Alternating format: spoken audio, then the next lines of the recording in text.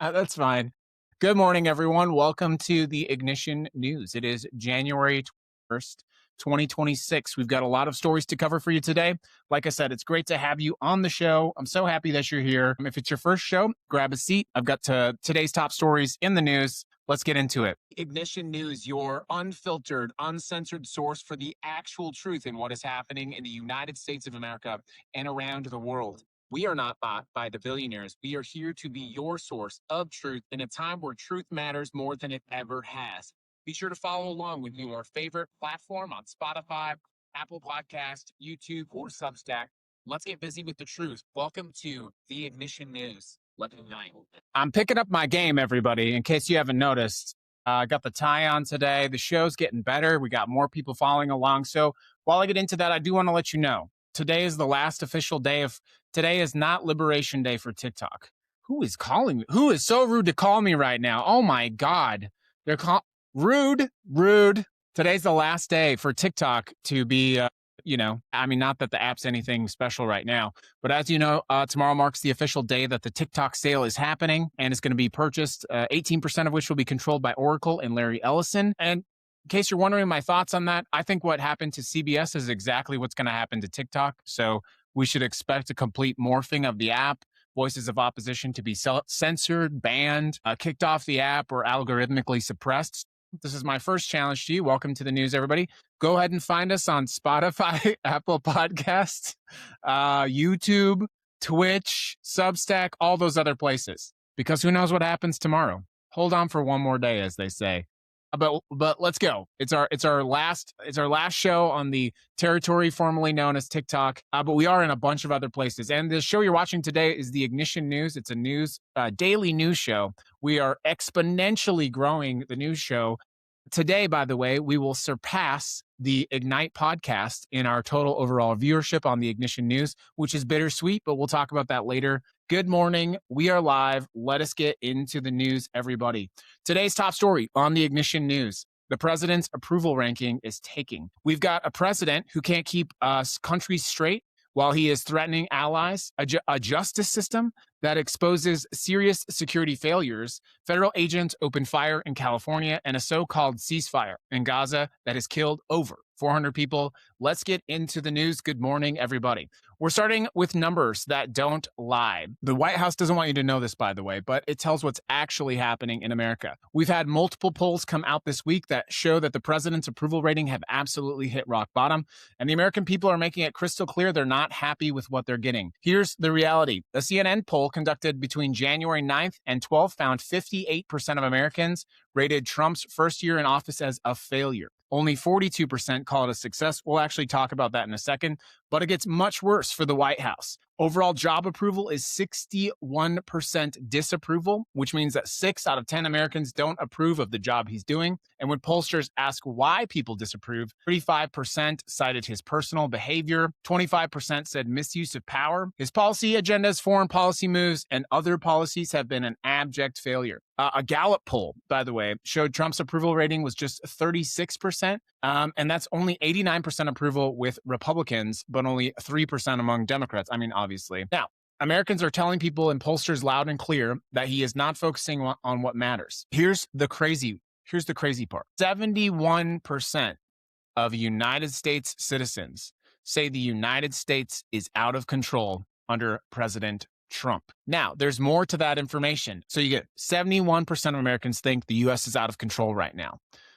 59% of Americans read at or below a level 2 reading level, and 28% read at a level 1 or below reading level. So the remaining 29% of United States citizens, do you see the Venn diagram here? 71% of Americans think this president is a failure and that the United States is out of control. And the 29% of people reading at a level 2 or below seem to think that everything is fine. I think that's an interesting Venn diagram. And it's not just feelings, by the way, it's actual impact. The average family right now paid $310 more for groceries in the president's first year compared to 2024. 50% of Americans told pollsters that rising cost of food has caused them to skip a doctor's checkup or to decline to pick up a prescription. Healthcare has yet again become a more escalating disaster with the expiration of the tax credits. 10% of Trump voters now say that they regret their vote. And the biggest reasons they say that again, the economy and broken promises. They're not just numbers, by the way. This is a report card of the first year of this American disaster under the 47th president of the United States of America. Obviously, the 2026 midterms are just 11 months away. And if these numbers hold or get worse, we're going to possibly look at one of the most disastrous midterm elections in modern American history. If we can trust a free and fair election system, which is obviously a big if, the American people are sending a message, whether that is the streets of Minneapolis or whether that is in consumer sentiment, or whether the message is just the fact that you can't afford as many groceries as you could exactly this same time last year. The message is quite clear. This 47th president is a failure. Let's go for a little bit of a lighter news. I thought you could use a little bit of a funny story because I thought this was just absolutely devious. I know good news is important. A 33-year-old former flight attendant from Toronto has been arrested and extradited to face wire fraud charges after allegedly posing as a pilot and current flight attendant to get hundreds of free flights over a 4-year period. This was between 2017 to 2019.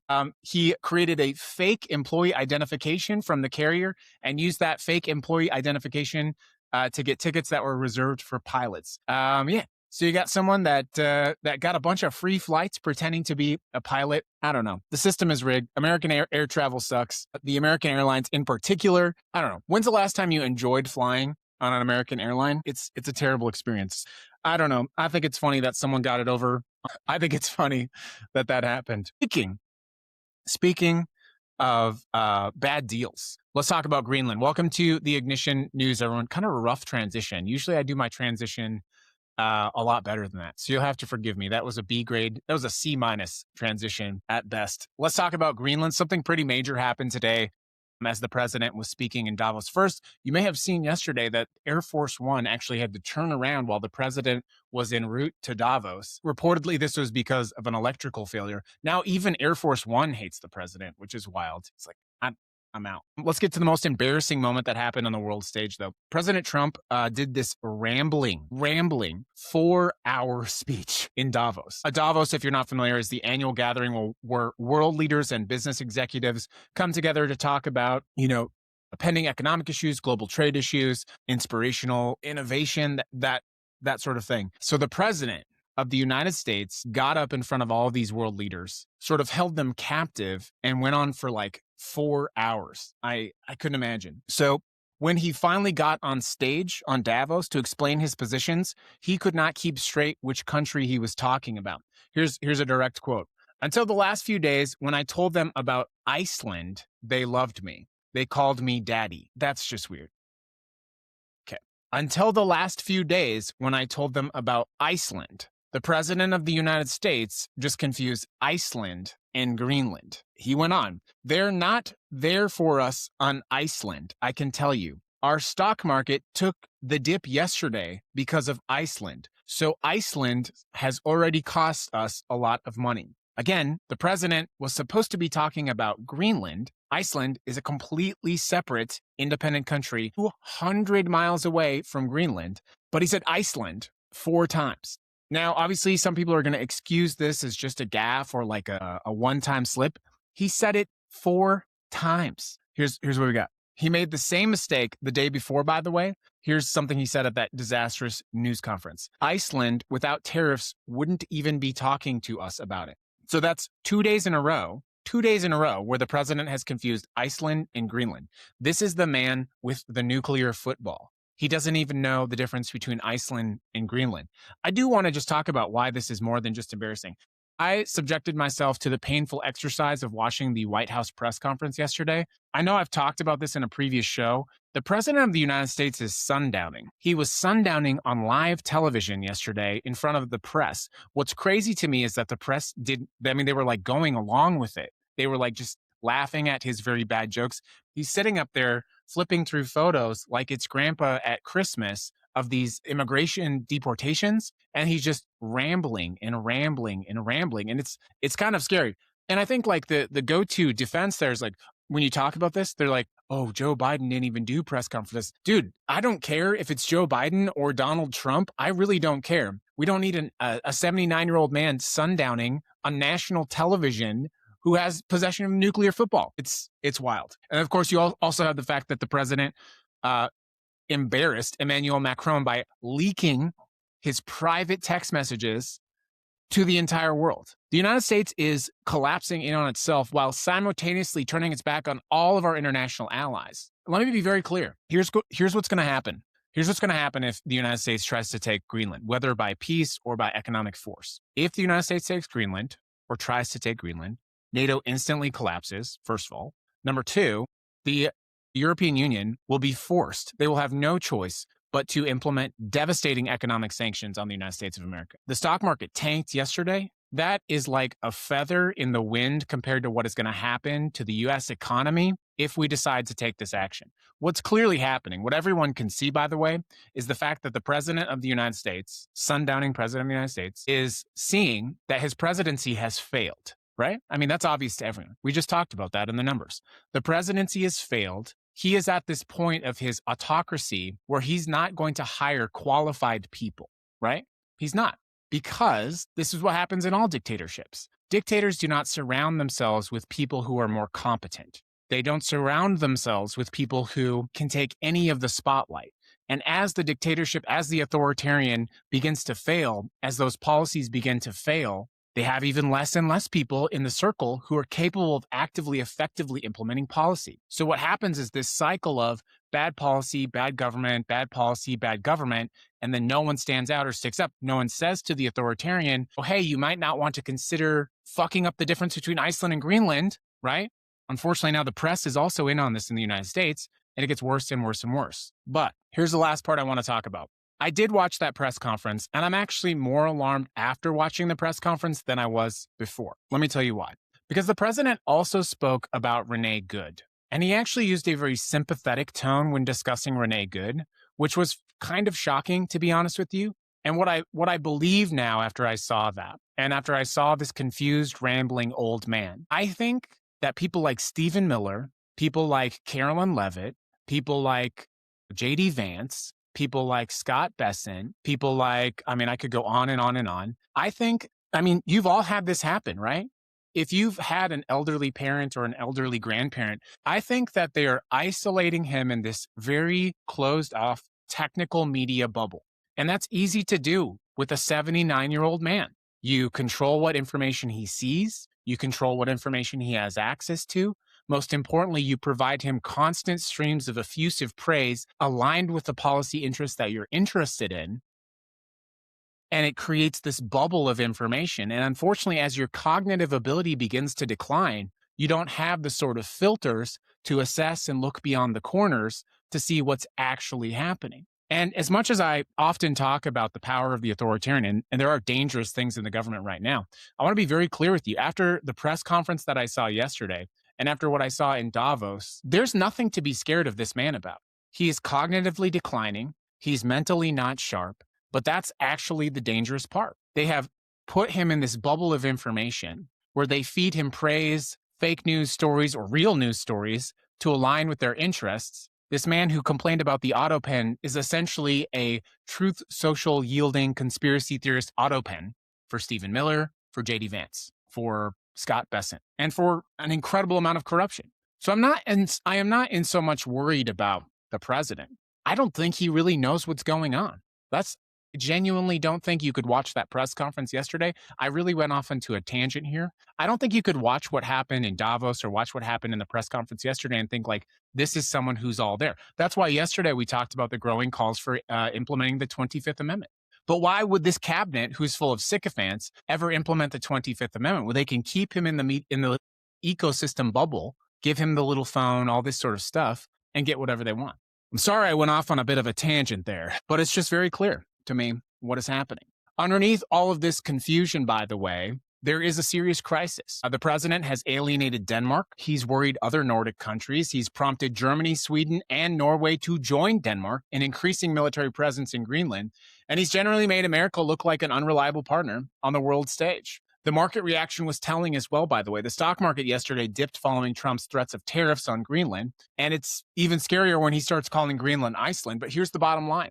The president of the United States went to Davos, threatened allies, confused countries, made claims that are not true, and just created more chaos on the world stage. Our allies are watching this and wondering if they're not wondering if America can be trusted. A gaping hole has been created in the world order, and it's not just embarrassing, it's absolutely dangerous because foreign policy requires precision. Foreign policy requires credibility. It requires other nations believing that their interests are aligned to our interests. Right now, we're not projecting that image. We're not projecting that image. Good morning, everyone. Let's move on to our next story. It's so great that you're here. I'm so happy that you've joined us. I will again say, we don't know what the future of TikTok looks like. Currently, we're streaming on Instagram. Hey, Instagram, TikTok Live. We've got YouTube, Twitch, and Spotify recording live. This show is actually a news podcast, but it is sponsored by our main podcast, Ignite, Fighting Fascism in the Age of Its Rise. We have developed a field guide here on Rebel Radio in order for you to be able to fight fascism. And it's called Ignite, Fighting Fascism in the Age of Its Rise. With 14 episodes and 4 bonus episodes, is a complete manual and a guide for you to tackle the issues in front of your door and the issues in front of this country. Ignite is a free podcast available on all of your podcast platforms with a complete guide on how to stand up to this authoritarianism. If you're looking outside and you're looking at the wind and you're saying, I don't know what to do, I do. And I teach you that in Ignite. And it was developed, big shout out before I move on to the next story. It was developed on our sister network, Rebel Radio. I want to give a big shout out to everyone on Rebel Radio. Love you, everybody. I really do. I mean that. I got my tie on just for you. Hi to Rebel Radio. I love you so much. And I love my moderators, our moderators. Our moderators have helped build this space so that we can bring you the news daily and build a place of community. And it's so great to have you here. Let's get on to the next story. This is actually a breaking news story. Before I get into breaking news, one additional little piece there. I recognize how some of these people get on the internet and they scare you and they hijack your amygdala with the news. Breaking news, breaking news, breaking news. Part of why we do the Ignition News is to bring the temperature down, to give you the information you need, and to give you direct action paths. So I don't need to flash breaking news across the screen or record a 1-minute clip from the bathroom airplane, the airplane bathroom, in order to, you know what I'm saying. The reason we do Ignition News is because I want you to have a place where you can find out what's happening in the world, hear it from, I think a calming voice, and have action plans, action steps. So that's why we do what we do. Let's go ahead and go to Los Angeles County. Federal agents were involved in a shooting this morning in Willowbrook that prompted a massive law enforcement response. Details are, of course, still emerging, but once again, it is a Border Patrol or DHS shooting. Border Patrol or DHS agents were conducting an operation near the intersection of 126th Street and Mona Boulevard in Willowbrook. According to the Los Angeles County Sheriff's Department, Border Patrol notified them before 7:30 that they were conducting an operation in the area. The shooting happened shortly after that notification. Now, here's the good news. If there is any in a shooting, by the way, no one was apparently struck by that gunfire. The sheriff's spokesperson complained all suspected targets by the operation were detained and all officers were accounted for. But we don't know what prompted the shooting. We don't know why Border Patrol was in the area. We don't know the specific area they were conducting the operation, what was the nature of the operation. And this is happening in the backdrop of a massive controversy over federal law enforcement. It's being run by Kristi Noem, an unqualified, undereducated dog shooter whose only sort of goal in running the DHS is to run around the country with her selfie stick, doing costume changes in this city, flying on a $50 million private jet, of which she has 2. Doing another costume change in Dallas, flying to Minneapolis, putting a cowboy hat on, putting a snow shovel on in Minneapolis, going to California, putting on a bathing suit. DHS Barbie is just really running around the country with a selfie stick. So when you have incompetent leadership at the top of this organization, what you have is exactly this kind of thing. And obviously, the lawyers would want me to be very clear on this. We don't celebrate violence at all. But violence is going to happen when you have an unqualified agency running around the country operating so recklessly. And let's be clear, the violence is coming from these untrained agents, many of whom are, by the way, probably January 6ers. We strongly suspect that. All of the violence that has been in the news has been violence perpetrated by ICE, violence perpetrated by DHS, violence perpetrated by masked men running around the country, terrorizing families, ripping families apart. American people, we don't want this. That's very clear. 71% of Americans don't want this. And I suspect the 29% that say they support what's happening in this country right now, I suspect that once it's at their doorstep, they're going to regret supporting it as well. The pattern we're seeing is as follows. Federal agents involved in enforcement operation escalate to violence, often in communities of color, without a clear expectation of why they're there. There is no transparency. And the whole thing, immigration enforcement, what they promised us, they said, we're going to go after the most violent, most dangerous people. They don't know what they're doing. They don't know where they're going. These are unqualified, unserious people. And this is the consequence of what's happening with these unqualified, unserious people. It's a national tragedy. If I have any more details about this story, I will go ahead and update you on that. I do have an important story that we'll get to. I'm going to close the show on something. I'm going to briefly cover something very important. I'm saying that to every channel. I'm very unafraid to talk about the genocide in Gaza. And it is a genocide committed by the government of Israel. The Ignition News, we are not anti-Jew. We are anti-Benjamin Netanyahu, the Israeli government, and the perpetration of genocide against men, women, and children. One day, everyone will have the view that I have, which is that this genocide is a terrible assault on innocent human life. But for now, we have politicians signing bombs with your taxpayer dollars. And the alleged ceasefire, it is a myth. Here's what we knew in the final story, by the way. In Gaza, we obviously know that there's a ceasefire, took effect in October 10th. Israeli forces have since killed 400 Palestinians. Ceasefire, 400 Palestinians. I'm getting really personal about this, but I think what is really sick about this is that the government of Israel somehow believes that they can operate and claim they are under a ceasefire and then kill 400 people. And what I think is disturbing about that is somehow the inference that those 400 lives are not actually lives. That is the unquestioned inference, because they're still operating as though there is a ceasefire. They're still claiming there is a ceasefire. So when you claim there's a ceasefire and you kill children, the inference there is obvious. You don't think those children are actual human beings. I know that's a brutal thing to say. I know that that's uncomfortable to say. But what other inference can you draw? According to information that we have, Israel has violated the ceasefire agreement at least 13 times between October 10th and January 20th. What's supposed to be happening is a ceasefire. Between October 10th and October 20th, 25,816 trucks entered Gaza out of 60,000 that were supposed to be delivered. So it's a genocide of violence, and it's a genocide of starvation.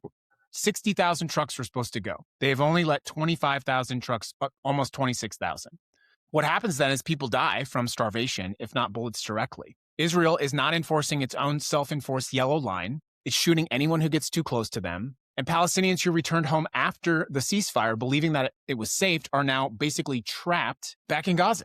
And of course, then you have winter, which is making everything worse. This is something that we will look back at for the horror that it is. And being against genocide is not anti-Semitic. I happen to know this because I know many good Jewish people who are also against what is happening in Gaza, who also learned the lessons of World War II, who understand that never again means never again for everyone.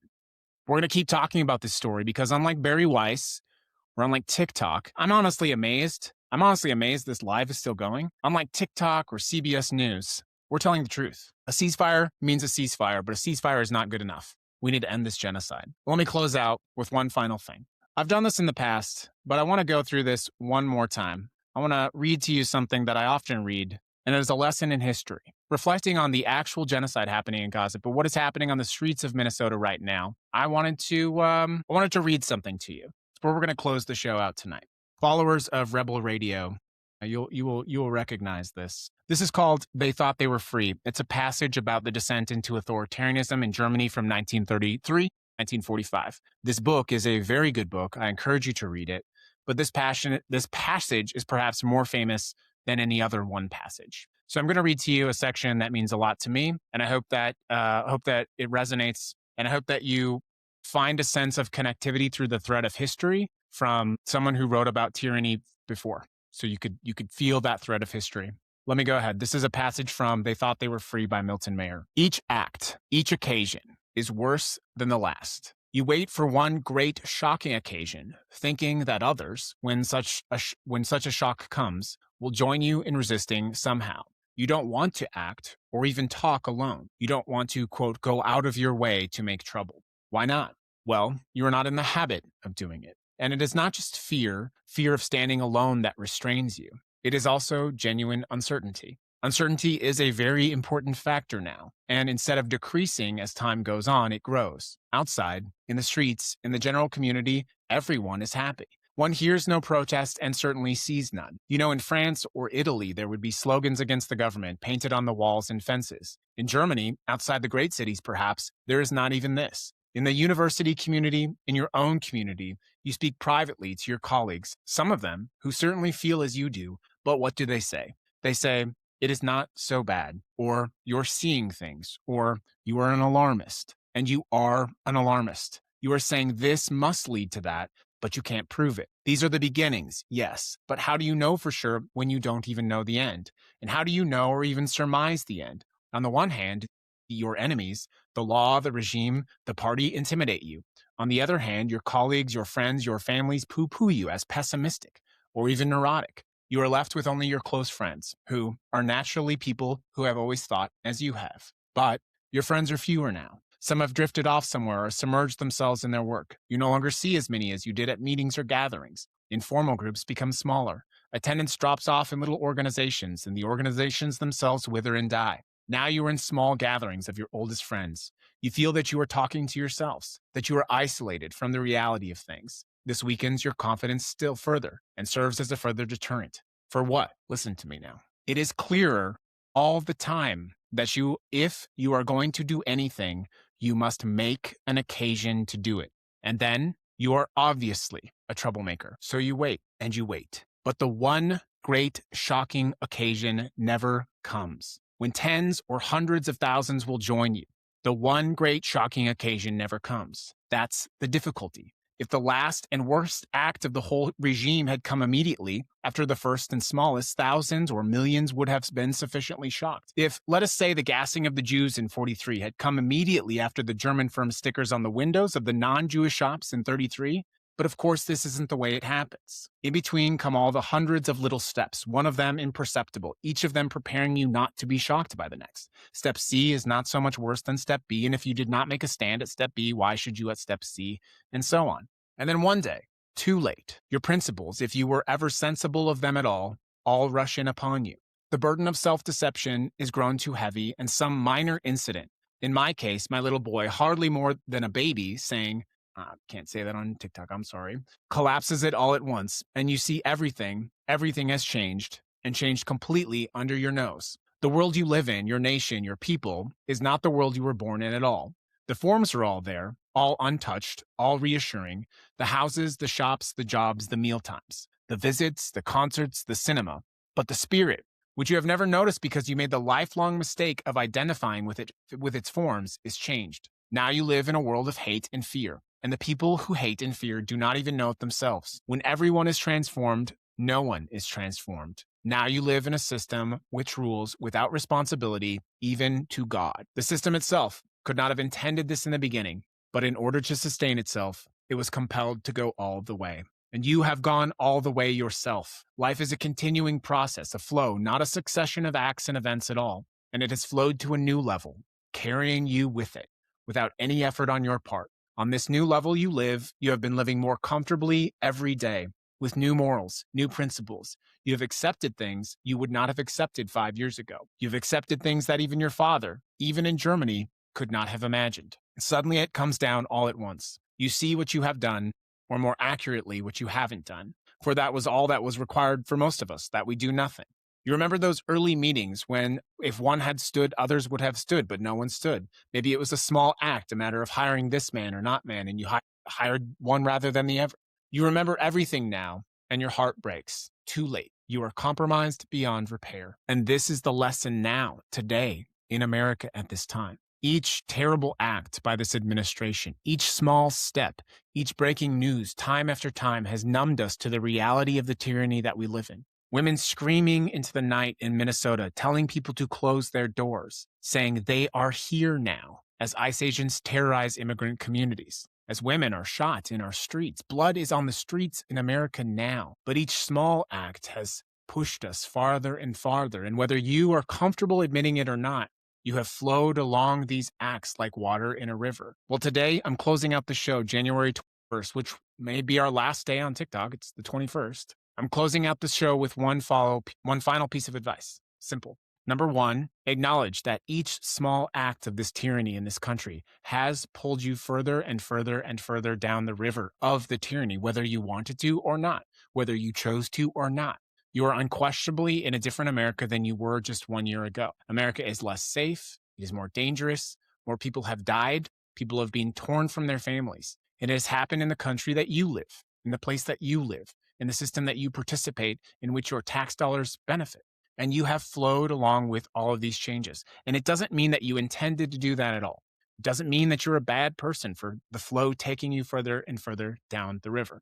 But there is one thing that this river of tyranny cannot do. It cannot move the stone. Any river, any body of water, powerful as it may be, eventually finds a stone for which it cannot move. While you have found yourself moving down this river of tyranny, I challenge you to find yourself and to change that form. Change is a river after all, but not against a stone. In a time when the river of tyranny is pulling us all into this dark place, be a stone, find your footing, and refuse to move. The strongest waters, the strongest oceans cannot move the biggest stone. Every time the water pushes against you, the tyranny of this one small act or this one small act, plant yourself firmly and say, I will not move. I will not be moved. The dark waters of these dark times are indeed happening. It's happening. You're farther down the river of evil than you were a year ago, whether you're comfortable admitting that or not. So be unmovable. Today, just the first day of the first year of change, be a stone. Be unmoved. That's the show, everybody. Thanks for tuning in. Whew.